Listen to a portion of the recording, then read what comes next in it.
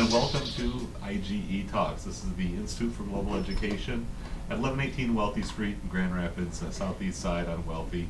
Coming at you with another episode of this series that's been running for about the last 10 years now, maybe even a little bit longer than that. Monthly talk show where we get people from various walks of life here in West Michigan just to talk about various issues of the day. And joining me, we've got a panel of mostly regulars. These are all folks I think I've seen here one time or another.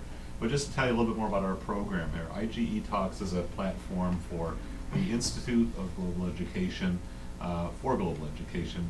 It's been around since 1980 with history and roots going back further than that. An organization that advocates for peace, justice, equity, human rights, nonviolent conflict resolution, and just better understanding wisdom and peace principles to make this world a better, life-affirming place. What we do each month on IGE Talks is pick different issues of the times. Sometimes it's local things that are happening, sometimes it's global issues, and today we're going to be talking about things that kind of operate on both the local and the national and the global scale.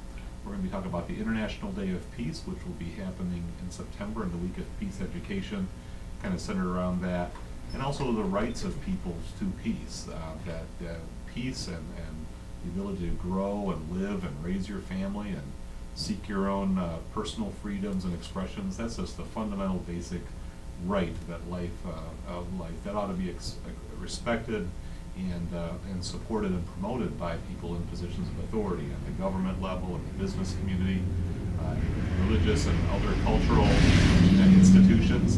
That's a conviction that I think we all share, and we're going to express in various ways. So we invite you to just watch and listen and participate.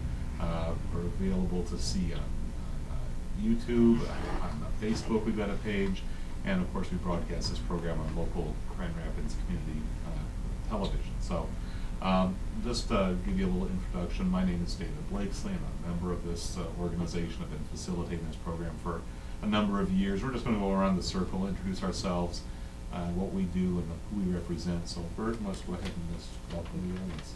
Hi, I'm Burton. I'm one of IGE's many interns, and yeah, that's why I'm here. I'm Katie Villaire, and I'm a board member here, and I'm a retired college teacher. And I'm Amy Bennington, volunteer at Institute for Global Education. Yeah. Mike Franz, I'm on the IGE board and part of the community peace planning committee and many other functions that we'll get to probably tonight. I'm Chester Lowe, and I'm one of the board members here also at IGE, as well as producer of the TV talk show here that you're looking at. My name's George, here to pester Chester this evening and find out what peace is all about. Hi, I'm Jeff. I'm a concerned citizen. I'm interested in a lot of the issues that they talk about here, so that's why I indulge. Nice to have you, Jim. I'm Kate Shockey. I'm a local artist, and I'm an IGE volunteer. And I'm Corinne Carey with a major focus on the whole anti-nuclear picture in this nuclear age, because with that kind of threat hanging over us, how can we have peace? I'm Kim McKeon, and I'm a volunteer here at IGE. All right, so that's who we are. We're going to, again, talk about kind of starting off the episode here, the August 2014 installment, the International Day of Peace. The United Nations, some years ago, and some of our more historically informed people might have a little bit more detail to offer, declared a day in September that would be kind of an internationally observed and celebrated day of peace. And yet we look around the headlines, we turn on the news, we surf the internet, and we see so much that is not peaceful going on in the world today. And there's probably any number of current events issues we might kind of touch on as our conversation develops. But we want to focus on some of these events. The Institute for Global Education has been a part of this. We've been doing these events for a number of years.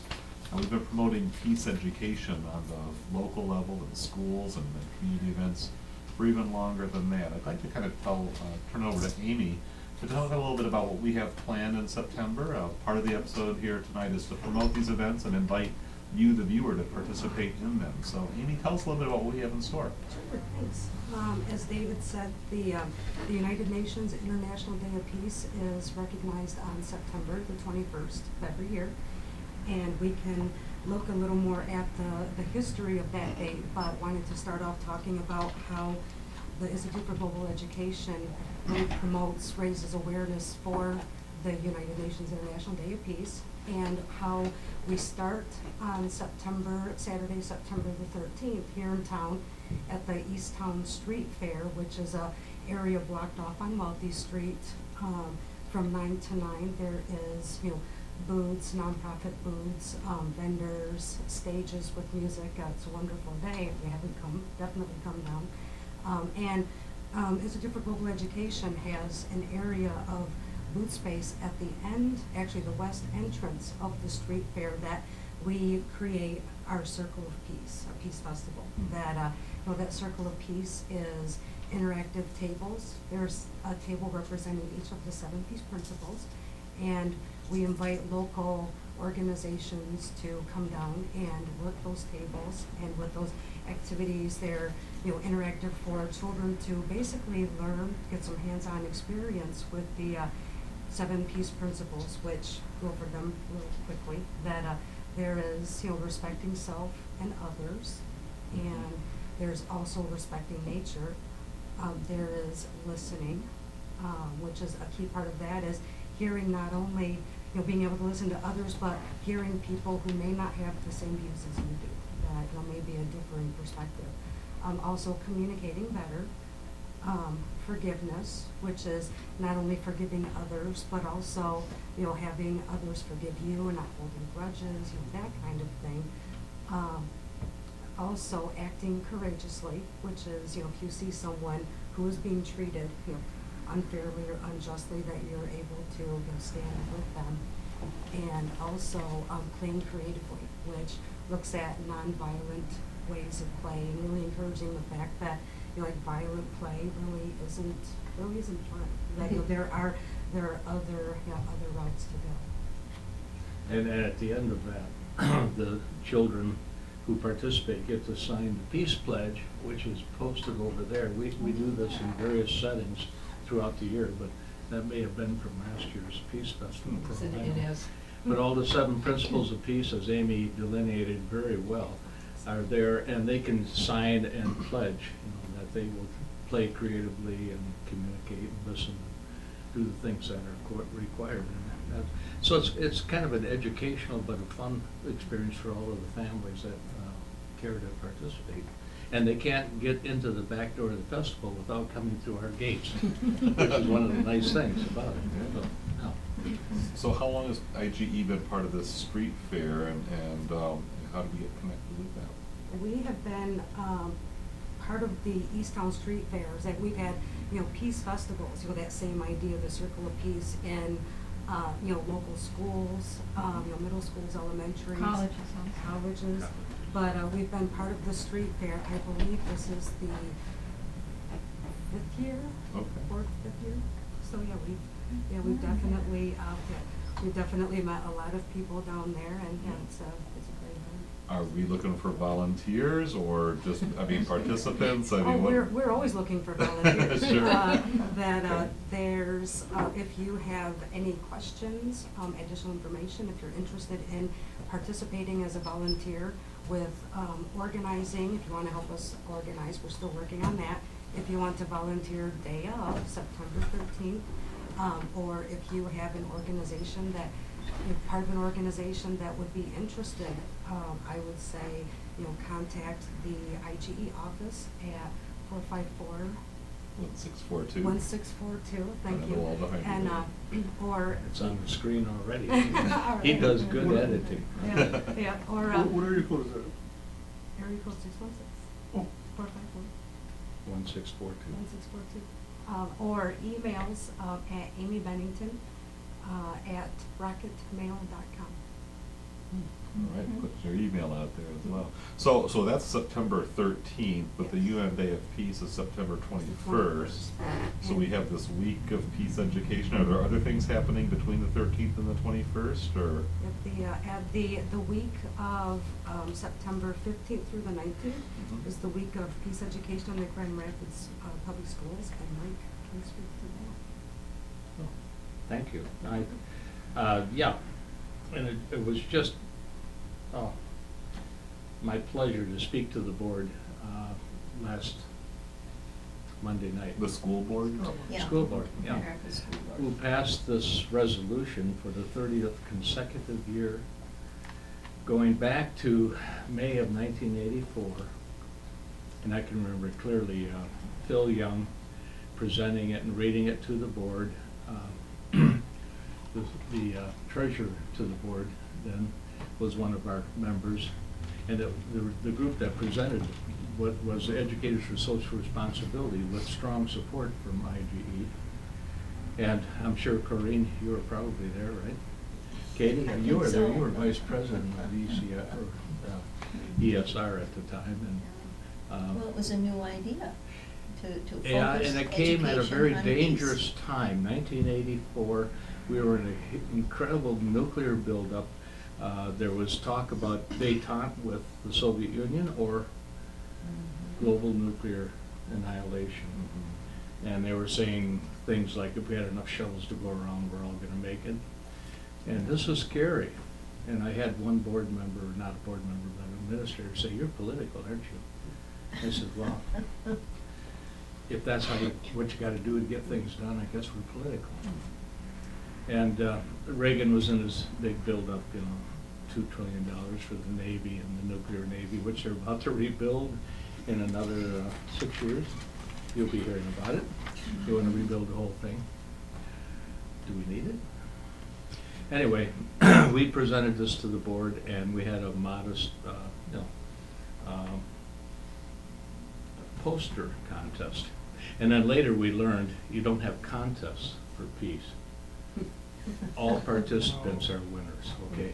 And so we got over that very soon on. Win-win.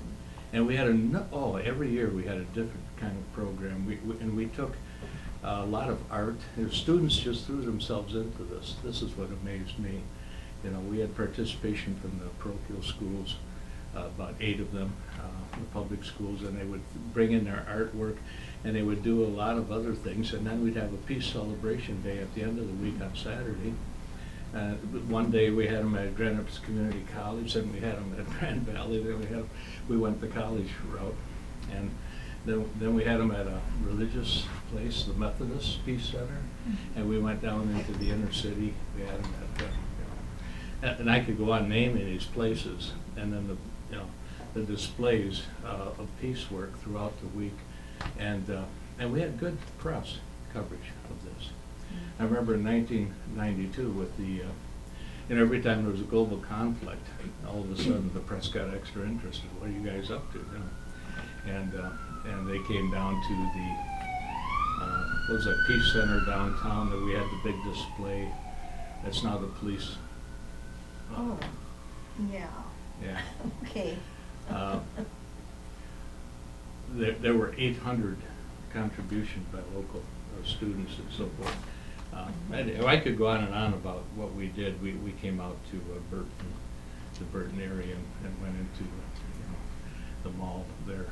At the root of it all, what's standing in the way of peace in the world today? It's us. Okay. We know we need to start with people. We need to start with ourselves. We need to start from there with our communities and our nation, and outreach from there. Gandhi said it all once upon a time. If we want to have peace in the world, we need to start with the children.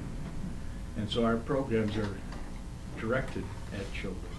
Along with this resolution, every year we present a program guide, okay, related to the International Day of Peace, and we take suggestions from their website and other suggestions from our past programs. From whose website? From the United Nations International Day of Peace website. Okay. Okay. This is all delineated here. And then we have age-appropriate, activities for younger children and then for older youth, junior high. So let me High ask school. now, so IGE's gonna have representatives going into local schools and talking to the kids? I mean, what does this look like or feel like for people involved in the schools in this week of peace education? That's a good question. And you know what?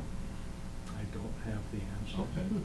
If anybody Because in the knows. past, we did do that. Right. We went into schools, we went into Martin Luther King, and then they had preparation programs in their after school and so forth. And then they had their Saturday celebrations of peace. Incredible contact with these middle school students. And, they bought in every case, they bought in. And I had one student sitting down there ready to sign the peace pledge. We used the 7 principles during that period of time. And he says, I can't sign it. I said, why not? He said, because I know I'm gonna have to fight. And that's against the principles. And I thought, boy, kid, you got integrity. And I didn't really have the answer for him, except I appreciated, the fact that he recognized, that it was important not to fight. Taking his pledge seriously, he's not just signing it off frivolously, so you definitely Yeah. have to respect that. But he also knows the neighborhood or community he lives in, and that it may not be as easy to be a peacemaker in a particular set of circumstances. We met with Superintendent Teresa Weatherall last summer, Katie and I don't know who else was there. Okay. Well, so tell us, so you. Well, met with anyway, them- the public schools are trying to spread it further within, but we tend to get blocked at the secondary level, at the principal level. So you met with the board and they agreed Yeah. to pass the And they love it. resolution. They love it. Are they handing this over to the faculty then to implement Well, with their that's the thing, students? Yes. Okay. And I'm then just looking Teresa for- Weatherall presents it to the principals. And last year she said, I'm gonna push Okay. a little harder than some Yeah, have. Because yeah. I've talked to teachers who've been in the system for 30 years and they said, I've never heard of it. Well, Many of the schools, countrywide, internationally, have come up with programs about bullying. And how do you Conflict apply it all the way? resolution. Pardon? sure. Conflict resolution. Yes, Yeah. yes, but very often the term used is bullying. And it's Well, that's one of TVNs the and- problems. in They're the trying to schools. change names Yeah. to make it a more positive Yes. message. We, Yeah. we, Well, I'd like to- I complimented the board when I talked to them this time on a program I participated in the summer called Restorative Justice. Yes. And they were training people like myself and others in the community to go into Alger and Martin Luther King, when he was in elementary school, and act as mediators in conflicts between students. And it was a beautiful program. There's so many different ways to tackle this, and I pointed out to the trainer that Educators for Social Responsibility has had a program nationally going on for the last 30 years in Brooklyn schools and San Francisco and everywhere, where students are acting as trained mediators for conflict. And that's another way of getting at the problem. Okay? So it's not like we don't have demonstration models or successful programs or whatever to look at or to do. It's just a question of doing it. So it's supposed to be posted in every building. Did you post it? Did you get the program guide? Have you reproduced it for interested teachers? And the chances are you're gonna hear, well, no, we're too busy It doing might be good to follow up, so if you're a parent of a Grand Rapids Public Schools student, you might wanna follow up at the next time they have conferences, or just drop Yep. a message or email to your teacher and just say, hey, are you following through on this, or is there a gap in between the board administration and the frontline teachers there, so. Okay, that's pretty, any other information about the week of peace education in Yeah. the schools, or do you wanna move on to some other aspects Katie, of this you week? wanna do Every year we ask our Mayor George Hartwell if he will proclaim the International Day of Peace. And he does do that. There is a kind of fancy looking proclamation form, and he usually reads it. and, you know, with some, ideas that, we want to promote peace in Grand Rapids. And, at a special program we have, on the Sunday closest to the International Day of Peace, at the Dominican Center, Marywood, we have, 7 or 8 people from different faith traditions, and sometimes from the Center for Free Thought, is that? Center for Inquiry. For Inquiry, I'm Atheists. sorry. Humanist, humanist. Yeah, but we don't have the same people all the time. We have been doing this 6 or 7 years, and we work with the sisters at Marywood and Dominican Sisters, and we arrange for people to come and speak for at least 4 or 5 minutes about how their faith helps them practice peace in their lives and nonviolence. And this year we're also focusing on people who might have been made refugees recently. And because in this very non-peaceful world that's happening, more and more millions of people are refugees. Is that where you get the title for the theme for this year? We come up with The that. right of peoples to peace, as opposed to the right of persons to peace?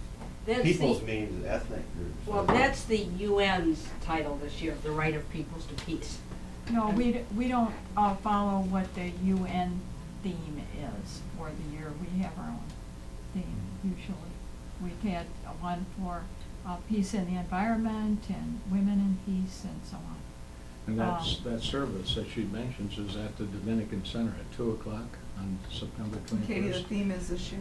2 o'clock, that's our main event. That's what I just said. The theme is, this year, is how your faith helps you practice peace and nonviolence in your life. And also, we're just, there are a few people who are refugees, actually, who are gonna speak, on the 21st and talk about that experience, briefly about that experience. And, we know that there have been some wonderful interfaith programs in the last few years in Grand Rapids, but we've been doing this for quite a while, and we do it regularly, and it's well attended, and the mayor usually comes and reads that proclamation for the International Day of Peace, Yeah. Proclaiming it to be the International Day of Peace in the city of Grand Rapids. And it's a really wonderful program, and everyone is welcome. There's no charge, and there are refreshments afterwards. I don't know how to word it right, but if we're looking at being peacemakers or ones who will promote peace more, yet the schools are behind the scenes training people to be ones to be ready to go to the military line, infantry line. That seems like a conflict, an internal conflict.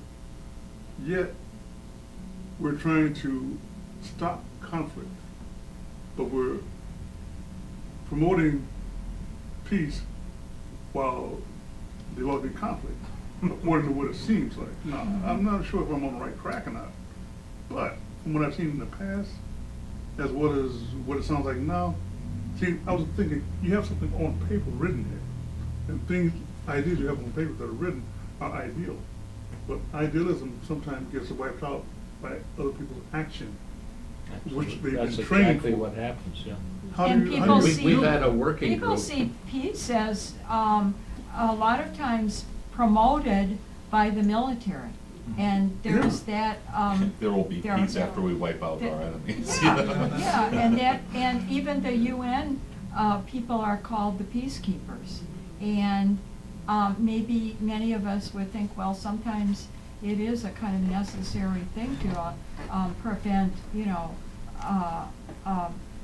people from getting killed in certain situations when there are, kind of crazy militarists fighting each other. But there really is an idea that the military protects and promotes the peace. And I think that's kind of what you're getting at, because that's what's done in schools, for sure. We had a working Thanks, group here at interesting. IGE, okay? Corinne, I don't know if you ever associated with Betty Ford and others, okay? That went into the schools and said, okay, you're signing students up to register for the draft. You're signing students up to enter the military service. We want equal access. And we demanded, that, and this is part of the Friends, affiliated group. And we demanded equal access to those students. And we wanted to inform them that this is what they were doing. They were giving up their right, they're forfeiting their right to a peaceful coexistence with their fellow man when they went into the military. And there's nothing wrong with that program. It's kind of languished here at IGE. But I'm encouraged, and by the same token, by the number of students today who do not go to the military. There's nothing there. They see no value in signing up for the military. Now, there are students who get sucked into it, and there are parts of the country who traditionally contribute large numbers of students and volunteers. But if there were a draft tomorrow, you'd see quite a rebellion amongst our youth today. That, they don't see any value in that kind of thing. They accept other people at face value. They're much more indulgent. And I Very feel- different. Let's go into what I learned about that. Why they go into it instead of not? Oh, yeah, sure. Have you an idea what it is? Well, they get an education. They're promised a Well, college economic education. interest, right. It's what now? Yeah. Yeah, I think Burton might, as a younger person and. No, I was just gonna ask, who, you were saying something like who doesn't wanna go into the military? Young people, Some young in general. Yeah, that's, Some. How many people, that's why we just were- ran and volunteered to go fight in Iraq? There were some right away and said, I want to kill Yeah. Arabs, had this Yeah. built-in hatred or conflict already in them. But the vast majority of students didn't show up, yeah. They I just don't weren't know. interested. That's not my war. That's not the kind of conflict I want to get involved in. What is this, I've got my, I want to go to college. I want to get ahead in life. I want the good life, it has nothing to do with that. Well, of course, too, there are many people who, like Sergeant York, feel it's their patriotic duty to support their company's policies, even if it means war. Companies. Yeah, country. Country. Sorry. Yeah. So, We're those losing are all the part of. the country and company are becoming one today. With Well, the yes, corporate that's happening takeover of too, our yeah. But, society. but it is important that young people get a chance to think about the various aspects. And that's what our representatives would, we go into the cafeteria and talk to different students, and we even, a couple of little old gray-haired, white-haired ladies. And some of the kids would say, "Are you recruiters?" And it didn't take much to convince them we weren't. But we find that young people today very much are thinking about what will they do in their future, where will their career lie, and some of them, for instance, my son, one of my 4 sons, was in the Navy for 25 years, and felt that was his career, and still has some connections that are affiliated with that, et cetera. Mhm. So, yes, there's a whole lot of reasons that people have to think about. Why this, why that, what'll I do here, what'll I do there? What are other people doing here and there? Mhm. And yes, war is not a new idea, it's really been around a long time. And very often property is involved with it, boundaries, etc. Ethnic groups are involved with it. And yet we find more and more that people are sitting around like this and talking about it instead of playing bridge. What's the bottom line to it all? Why? How do you know that people are talking about it more and more? That's what I want to know. Yeah, You've got that's- throwing out these like. I have to wonder. No, but I mean, even like with the students, like there's students do. How do we know that there's students are less interested in the military, and how do you know that more people are talking about this? Are there like, you know, I'm sorry to be the. No, you're asking Yeah, I mean, great questions, Bert. Yeah, I mean, because I feel like we need some don't wanna statistics. just throw platitudes around. Yeah. No. I mean, it's already been alluded to that we have a world just boiling over with bloody, intense conflicts, and I guess, you know, from a slightly skeptical point of view, well, I mean, it's great to have a peace festival, and it's great to talk about these ideals, but, you know, what difference does it make? I mean, and I'm not here to just rain on the parade, but I know that there's probably viewers out there wondering, yeah, is this just a bunch of old hippies getting together, or what? George, you Yeah, wanna- I think that like if you take a longer historical perspective, the historical long view, right?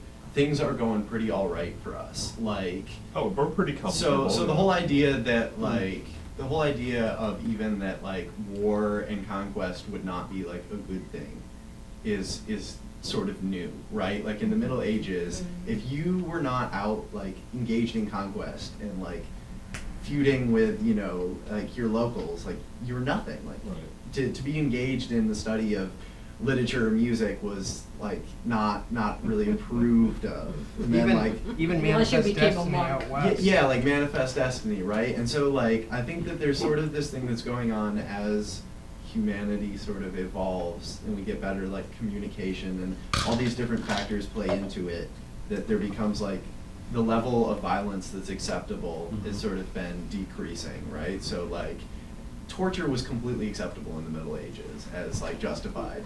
And like now, I mean, yeah, we definitely torture people, and like the US government definitely does, but we don't like to put that on the front page, and it isn't held out as like, look, this is our justice system at work. And I think that like how we treat animals and the environment, like all those things have been on the rise. You know, you don't see bear baiting anymore, or you know, other sorts of sports. In support of what you're saying, there was about 20 years ago, a PBS series, about 11, 12, they're still, you can get them from the library. And they finally concluded on this business of man and war that we're 500 years from reaching a point where mankind will finally give up war. I just want to say man and womankind, because right there, that is one of the. I think feminism. Sorry, I'm sounding very aggressive. No, but I think feminism. Right. Feminism has done wonders for that because it's a very male. That's a patriarchal thing. This wanting to dominate others. Men want to dominate women. Men don't want women to talk. That's along these same ideas. And I'm just pointing that out. I think feminism, even this thing that I'm doing right here is very patriarchal. But The dominant hand. yeah, it is dominant. I think you had a good point about challenging the numbers of people who are entering the military, because our military is different from other militaries. Our military is going the way of automation. Yeah. It's all Well, video recruitment games. goes up when the economy goes down. The economy's kind of moving back up, there's more jobs, and so you're not I driven don't to know, military Yeah, service. no, I'd like to add on to what With you the said. fem- So all of these things, feminism and gay rights and all of these things lead to sort of the general societal conclusion that, hey, maybe it's not okay to treat somebody like crap because I disagree with them or they're different. Or because you can. I think Yeah. that has a lot to do with it. Guys, I mean, historically, it's all over. Guys can beat up women. I don't know if that's cultural or if that's genetic, but that's this might makes right. Well, we're multicultural, But and it- it is cultural. And it's the same, Legally, but it's the that's same not thing that the true. United States does. It's this might makes right. We prance around this world, and that's all I'm saying. Well, yeah, I mean, that aggressive mentality that says we're gonna dominate, and we see it happening in Iraq and ISIS, and, you know, these militants are taking control of areas, and we see it in Ukraine where the separatists are, you know, shooting down planes with seeming impunity because, well, there's somebody in our airspace, so we're gonna take them down. I mean, you know, it's not just a Western or American thing, it's a It's a human cult thing. It's a human thing, exactly. It's a culture of if nobody can stop us, we're gonna do it. And so culturally, I guess maybe the value of a peace week and education is to put some of the brakes on our more aggressive tendencies and just to say, that's not okay as a society. We're not gonna be all gung-ho on board with it. Right. I think also, one thing we can concentrate on is getting over the cult of nationalism. That everything, American exceptionalism, Yeah. my country right or wrong, that we're all human, we all live in the same world, and we have to start finding ways of breaking down artificial border, even natural border, but borders between people without having them taken over by corporations and setting up new ones. Yeah. Well, I do think that's happening. I think we see it all the time. At the same time, of course, you can turn on any TV station almost, at almost any time and get some kind of violence, whether it's a physical fist or So- whether it's a weapon of some kind. But hold on a second, because this is like another thing I'd like to talk about. Because like you talk about like violence on TV, but like American teens are like less violent now than they have been ever. There, okay? So like, how is it that me growing up watching violent video games, playing violent video games, and watching violent movies is less like my cohorts are less violent than people who grew up without that? Number one, how do you know they're less violent? Because like the crime rates have gone down. Oh, okay. And secondly, how But did that have they? happen? The weapons crime rates haven't gone down, and I mean, the I fact think that they that have. weapons in the home are used primarily against women in the home, that That's- statistic hasn't changed, even if the numbers have decreased, if they have. But that would still represent what I'm saying. In right? Grand Rapids, we have this teenager stabbing this teenager, we have this So these are 12-year-old great like single stabbing case this studies, but 9-year-old. that does not make like Right. scientific. But I guess I like- do want to get Yeah, but back to our event here and our attempt to, shape the culture in a way that really does affirm peace and that does, quote unquote, give peace a chance. Because, like what Chester was saying, at the same, early on, there are forces of militarism and aggression and violence out there because there's something to be gained by employing those tools and the forces that want to exploit that aspect of human nature to dominate, to overpower and overwhelm. They're going to keep doing their thing, and people on our side who want to promote peace and understanding and conflict resolution got to keep doing our thing despite the discouragement that you might get from watching the current headlines and seeing, as former Secretary of State Madeleine Albright recently said so eloquently, the world is a mess, and I could have told you that, last year, but with her resume, I guess when she says it, it gets headlines. So the world is a mess, and we basically have two very simplistic solutions. Do we just check out and tend to our own little pasture, or do we get involved and try to make a difference in the lives of people near and Well, dear no, to that's- us? I don't think that's true. Well, I'm simplifying it, Chuck, Right. so, if you want to find the middle ground, tell us, but I'm just saying, those are basically two options that we have, and the option of withdrawal is always there before us. I can just sort of tend to my own business and, let y'all have your peace week and I'll just be fine. Or I can go out and fight. A lot of people have been speaking up and promoting peace. A lot of people have been wanting to go against peace and actually have war or fights. Oh, right, but there's But something no to be one gained. is looking at the fact that just like our both sides, the yin and the yang, the peace and the war, both sides are growing. We're not looking at the fact of the statistics. Population is growing just as much or even more. Oh, right. And because of that fact, that's why one side or the other doesn't get over as well as we would expect or want. Well, it's that ongoing. Because the population grows. Right. Well, right, it's the ongoing struggle of politics and culture and all those other things. They say, what kind of a society are we? How are we gonna live? How do we teach our children? What's the ideal? George talked about the Middle Ages and the conquest and the domination and the manifest destiny and all of that. And, we do have I do think, I agree that we have a broader palette of choices, if you will, about how we express ourselves. I don't think our society is nearly as conformist as it was in the 50s and 60s and even 70s and 80s. You can do your thing, baby. You can be who you feel called to be. Doesn't mean you're gonna not face resistance or sometimes even persecution or ridicule, but, you know, given the options of times past or times present, I think we've got a lot of freedoms to enjoy, and alternatives to promote. So yeah, just, I've got to get going, but just as a sort of, to wrap this up here, I do appreciate what you're saying, Brendan, that there's still clearly these issues, and I think about like the cheesy bumper sticker, right? No justice, no peace. Mhm.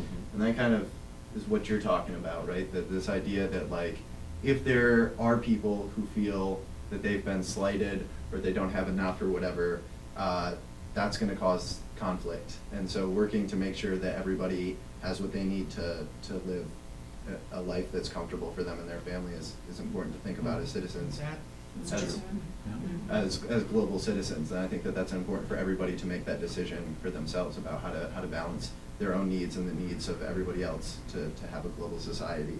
And that I think that overall that there is reason to be hopeful, given that, you know, in the 1960s, or what was it, right after the Civil Rights Act, we had an openly segregationist political ticket, right? And so now even like the most hardline conservative people still have to be careful about how they talk about homosexuality. Yeah. Which like there is some progress for that. And so for all those people who those gay people and women and all those other and minorities who didn't have that justice, now that hopefully there's a bit more peace there that can be worked towards. So maybe And that's good. Slowly. I agree, but yeah, things still suck. I just don't. But I I don't. would contest that in the area of violence, I'm not we saying- haven't made any progress. Hey, I'm not whatsoever. saying go back to yesteryear. I wasn't trying to say that. No, that's not what I was. I think there has been change, and I think Yeah. Chester's right. I think that there's validity either on both sides is growing, you know? And I think on the side of violence, it's subtle violence now. Yes. It's Like subtle violence. stand your ground, okay? ALEC, American Legislative Exchange Council, says here's a good bill to introduce into your legislatures, and Florida bought it, Michigan bought it, 28 states bought it, and now we have stand your ground. In addition to all the rules that govern of when you could actually kill somebody when your life was in danger, we now have, you can stand there with a gun and just kill with impunity, without any worry, because, you know, you were being Our attacked. Congress is a great representative of subtle violence. Well, our Congress passes the largest defense legislation bills that we've ever seen. They're now up to about 57% of the whole budget. It's for defense. And defense is not defense anymore. You know, Yeah, so you because we don't really have Or any the viable fight, over enemies. minimum wage, or the fight, you know, Yeah, but it starts at the top and it goes right down through the whole core. And, you know, and from where I'm standing, you know, we look pretty rotten as a people. And when we look at people in other lands and they see America, they don't see it the way we see it. You know, they see us as, yeah, a very powerful country, yeah. Just country? I don't know about that. Well, you can just look at the I don't know if you guys have seen those graphs that show which country, almost all of Latin America's pulled they're boycotting Israel. The whole world's boycotting Israel, and Yeah. still they continue. The U.S. They stand firm in their commitment to backing Israel. You know, they backed over. You know, they send over $3 billion a year to support Israel. You know, and what you have in This has Palestine. been going on as long as I can remember. That Right. $3 billion a year is defense every year. Well, is there gonna be any kind of political fallout from this? I mean, is there a political aspect even to the Peace Week or the gatherings that IGE is sponsoring to say, let's take a look at American policy or who we elect or who we support? And it's not about endorsing candidates, it's about what are the issues that make a difference in how we cast our ballots? You know, where do we prioritize where a candidate stands? I mean, I think this Israeli-Palestinian thing, if we want to get into that, there's definitely been a marked difference in public support away from the Israeli position. This question, we're 100% with them and 100% against the Palestinians. I mean, it's much more ambivalent now at the very least. And I think there's obviously a lot of people, you know, who are very troubled by the whole situation over there. And it's very difficult to discern who are the good guys and bad guys, much less clear even in the media than it used to be. So, you know, there are definitely shiftings in public opinion on that, although it's certainly not maybe exactly reflective of where some of us might sit as individuals. I'm gonna I ask, think- I was gonna ask where does the media stand with all this? Well, the media is a very complex organism. There's no such thing as the media. I mean, there's all different media sources. You know, there's national, local, international. I mean, there's you know, our media is faceted out in any number of branches. You can Oh, choose. it may be, but it's It's pretty corporate pro- driven. and Well, that's no, the It's yeah. pretty problem. pro-Israeli. And the though. corporations Well, are the ones who right. want to drive the political forces for more war, Yeah, but more the armaments, but more. the corporate-driven media There's doesn't less- have the same monolithic grip Yeah, on but its audience. let's not pretend that they're not, it's not pro-Israel, our I'm entire. not pretending anything. All right, well, I know you're not Mainstream, but mainstream media. mainstream is media mostly- is- stands but behind- I see but you BBC hear- and you- Al Jazeera, they seem to be. Right, and people are getting their More information Palestinian. from a lot of different Yes. sources than just what's on the 6 o'clock or 6:30 network news, Yeah. you know, so that's what I'm detecting, and that's what I'm saying, is that it's not just, you know, let's listen to Tom Brokaw or whatever, Brian Williams, and he'll tell us what to think. I mean, there are some people who are, you know, very hawkish on all of that, but it's a lot more subtle and complex, and it's shifting over the course of time. And that's, you know, we're at a certain point right now, but where it's going, what are the trends, that's what seems to be kind of interesting to me. It's different than it has been in the past. I think it's really important for me, I'm just speaking for myself, but not to constantly put myself in, you know, this opposition of them and me. Right. And, because then I'm not listening to what other people, the concerns that other people have, and that isn't helpful. It's almost like magic, when I shut up sometimes, I have friends, you know, that, you know, I like to think they're educated, but, you know, they make decisions out of fear lots of times. There are subtle fears, maybe they're engendered by the media and in order to get you to buy something or something, but there's still, fear is still there, and then that you know, goes on, our fears of illness and fears of getting old and fears of, you know, challenges to our identity. And then, you know, and I'm prone to that as much as anybody else, but if I think I'm right all the time, that's really does not do anything for, Yeah. for changing the culture or challenging I anything. think there's also the problem that people have a tendency now to listen to people who agree with them and not listen to other people. And there's actually people who are trying to get us to change, who are trying to say, listen to people you don't agree with. You don't have to accept their opinions, but you should know where they're coming from and what they really think. Yeah. And not just say, well, Yeah, but I agree with you, but I mean, there's some things like, if you're watching Fox News and they're you just, still have to listen but to they're them. just, but they're giving you blatantly like false information, you know, or they're skewing it in a way, you know, Yes, they're not, but- everything in Palestine, they're all Well, terrorists. now, you may be you know? skewing it, but you also have to try to figure out where people who listen to Fox are coming from, Right. who believe what Fox says. Yeah. Why do they believe Fox? Why? And what is their reason for it? Mhm. And not just say, well, it's Fox News, they're crazy.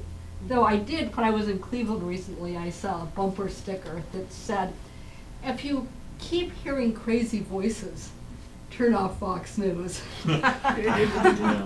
Oh, but wait a minute, not the local aspect. We are fortunate, I don't know if it's the case everywhere, but the national Fox, you wonder about. The local Fox has been one of the best of those that cover peace events and. I'm sorry, used to be. Oh, you're saying it doesn't happen that way anymore? No. Well, my Go to other Channel 3 information was Kalamazoo, it does. and then occasionally Channel 8. Otherwise, forget it, they cover nothing, nada, okay? My, oh my. Nada.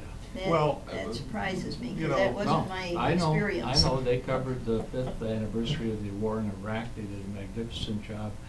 But since then, you know, and we've had countless demonstrations, we I'm don't, talking we the don't get local any, part. they don't come, they don't do it. Channel 8 showed up a few times, Channel 3 shows up most of the time. No, 17 was here for when Mandela died, I think. Yes. Yeah. Yeah, they came in late and talked to somebody who had nothing to do with the affair. You know, I mean, yeah, they were here. They heard, we sent out a press release and told airing them personal grievances. earlier about it all, and then they said, oh yeah, I remember reading something about that, and then they showed up. And that's how the media reacts, you know, that they're not committed in any way to Well, that's one of the covering reasons peace. we're making our own media with this program, is that we're not just waiting for That's Fox important, the News media to- we're creating right now. Well, exactly, and that's, I know, again, that's just another possibility that's available that wasn't quite so easy years ago. I mean, I know Corrine, God bless you, you've been making videos for, you know, 30-some for years. 30-some years. You've got this You should incredible broadcast your library program. of material, but the ability to, you know, speak our opinions on this program, put it up on YouTube, promote it through social media, through very inexpensive technology. That's a unique opportunity, and obviously there's a lot of other voices out there, and I guess I just like the fact that we're taking advantage of that option to promote events like our Peace Week, to get people involved, because it really does come down to how do you interact with the people in your own life. I mean, we all have relatives who are diehard, you know, Bill O'Reilly fans or whatever. And yet, they live in a world where they have to encounter people who have different points of view, and they realize it might feel good to get on their Facebook page or their Twitter account and just go on full blast those libtards or whatever else they want to go on about. But face to face, person to person, you got to ratchet it down a little bit, just like we have to kind of show respect and courtesy and empathy to people who are more conservative or more militant or whatever the case may be, because we got to find a way to work it out and understand each other. Kind of like what Kate was saying, why do people find that information so appealing and even so addictive, if She you was want to talk- use that? Yeah, and she was talking about nationalism earlier. Sure, She- sure. I tied mean, right in. people love to wave the flag and identify with their territory, If their if nation. you want to read a their good book, country, right. okay, and catch up on it all, read The Republican Brain. And it'll tell you Yeah. not only why liberals think the way they think, but why conservatives think the way they think. And you know, the why- conservatives have their democratic brain in books as Yeah, well. it operates very differently. You'd be surprised how differently that I'm brain sure. operates. Well, I mean, obviously, when you read something that's fundamentally in agreement with your own point of view, the light shines forth, you know? Mhm. And then somebody from a different point of view is like, what is this cloak of ignorance they're trying to throw over my beautiful mind, you know? So maybe it's time to start wrapping up this episode. I mean, any final events or Yeah. things that we talk about at the events coming up I here? I did want to talk about one thing there. I Yeah. have a little poster here. This is Rosmea Oda. She's a Palestinian American woman. Mhm. She was taken by the Israeli military in 1969, and she was held captive for 10 years. She was brutally tortured. She was released in 1979, and she came to the United States. She's been living in Chicago, doing work primarily with Palestinian women, Arab women. She works with the Arab American Action Committee, something along those lines.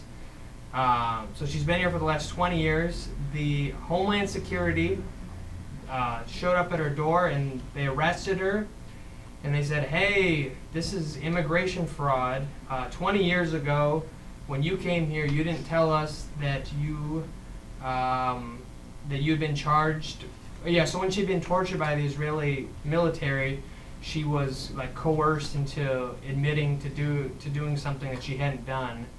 And she didn't put that on her immigration papers when she came here. And so they're hitting her with immigration charges after 20 years. And they're trying to deport her. And she's going on trial September 8th in Detroit. And that's Rosmea Oda. Okay. Yeah. And so we're just trying to spread She awareness. is an American citizen. Yep, Palestinian American. Yep, American citizen. Hmm. So they're trying to send her back after Yeah. she's a They're citizen. trying to take her Yeah. citizenship Chip away away. because Yeah, they're they're trying to claiming take and fraud. or put her in jail. Like she's looking at a $250,000 fine, and it's there's really not much reason for this other than she is empowering Arab women. So this is not only an anti-racist stance to be supporting her, but it's also a feminist. You know, taking a stand for feminism and anti-racist. So it just wasn't out of the blue, it coincided There's a with her political being- aspect. Yeah, there's a, of yeah. this. It's because she's been doing. I mean, we can only speculate, but she's been empowering Arab women to speak out against what's going on in Palestine, and we're talking about bullying. And again, I hate to harp on this, but the U.S. You know, we are staunch supporters of Israel. We don't really see what's going on in Palestine. You know, we've got this giant. You know, Israel has got the U.S.'s finest military equipment, and Palestine has been described as an open-air prison. You know, the UN has repeatedly said it's violating all kinds of, you know, human rights. You know, people are dying over there. They are not living in a dignified way, and it's no wonder that the Palestinians are upset. You can't be, you know, they've been refugees for the last 30, 40, you know, years. What do you expect? You keep people in these horrid conditions, and you expect them to love you? I don't know. Anyways, that was my piece. Okay, so yeah, and IGE's been involved. We got some people who've been particularly involved in this case. So are you organizing like a contingent that's going to go to Detroit on the day of the trial? Or? Yep. On September 8th, we are. I don't have the exact details yet, but anybody that wants to go, I think we're going to get buses, and we're going to go over and show our support. And All right. yeah. How does somebody- Well, any final comments before we conclude this episode, Amy? You have I some- would like one final comment. You know, we had talked tonight about the activities for the International Day of Peace, and we have a flyer that we had developed, Chuck had developed, capturing all of the events in one spot, and we have these flyers available at the IGE office. We also have them posted on the website, so if you would Or like. on, I think the Facebook page, the Yeah. website is, I has some just put it up problems today. now. Process. Just put it up today. Okay. It's up again? So yeah, you can look It's on for the the IGE Talks website, I can't speak for the IGE. Yeah, the Oh, IGE itself It's- website you is see not these functional at the moment. Letters, type these letters. Say the least. Okay. So if you would like that, another reminder of the dates, times, locations, come to IGE, go to the IGE Or Talks call. website. Well, I'd like to add a little bit. It's my understanding that one guy decided we should have one day where nobody's shooting at anybody else, and where medical supplies can be delivered, and where food can be taken to the starving, and so on.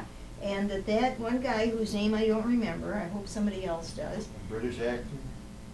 it could have been, I don't know, but he went to And that, various no, we found that film nations about it. and talked to leaders of the Oh, yeah. various nations, saying we need to have a day of peace, and this results. That's the history of the Yeah, September this is 21st theory, date. yeah. Yeah, that's my Kate, understanding. you have something here? Yeah, I or- think that was, it's not specifically, in some of the later proclamations, in other years, the UN did suggest having a 24, 48, 72-hour armistice throughout the world so that people could have a respite from fighting, so Bury they the could dead. get food, so that, bury the dead, Yeah. take care of the wounded, Mhm. and other necessary things. Unfortunately, not that many governments and/or insurgencies go along with it. Yeah, it seems more like a point of honor, which in war, honor is a little further down the list of priorities, you know, when there's an But advantage. it's a step. It's It's a step. I mean, it's Yeah, a it's an value, open it's an step. ideal to lay out there and aspire to, so. So yeah, we will continue to hold our candles up in the wind here at IGE You bet. and keep the quest for peace alive in our time, and hopefully and some small ways of inspiration for generations to come. So thank you for tuning in tonight. Again, you could find the Institute for Global Education on Facebook or IGE Talks on Facebook, or Google us and you'll find various artifacts of our presence on the web. We're at 1118 Wealthy Street Southeast, just down the street from Wealthy Theater, if you know your Grand Rapids landmarks.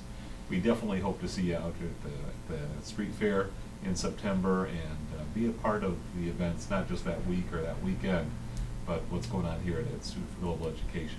We very much welcome your support and involvement.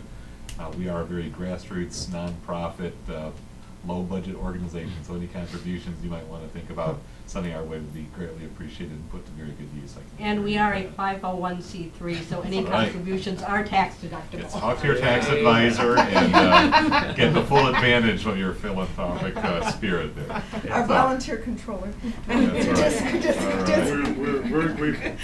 And We're we very also have some grateful. sponsors who make refreshments and good eats available. Chester, you want to tell us a little bit about it? The Mayan Bells Cafe, which is at 208, not Cherry, but it's Granville, 208 Granville, Southwest, at the corner of Cherry and Granville, 24 hours. They sponsor us with coffee that And they if- donate. If you're taking the bus, it's right by the bus station, so you can just walk right on over there. They're really friendly people. They're open 24 hours. Not to mention, they've got some great omelets, 24-hour omelets. Where else you gonna get that kind of thing, Yeah. you know? Absolutely. Oh, don't talk about the sandwiches. Ooh, love them. Yeah. Anyway, Good local business. they've got all types of good foods there, along with the coffee and teas. Along with them, we have Papa John's, local here in East Town, who sponsor us with the pizzas that Yeah. we did donate. So to them, we tip our hats in graciousness for That's that. right. You can come on down and get some free eats and coffee as a little fringe benefit to the great conversation we have here at IGE Talks. So, on behalf of all of our distinguished panel, this is Dave Flakes signing off saying peace now and always. Peace. Bye-bye. Peace.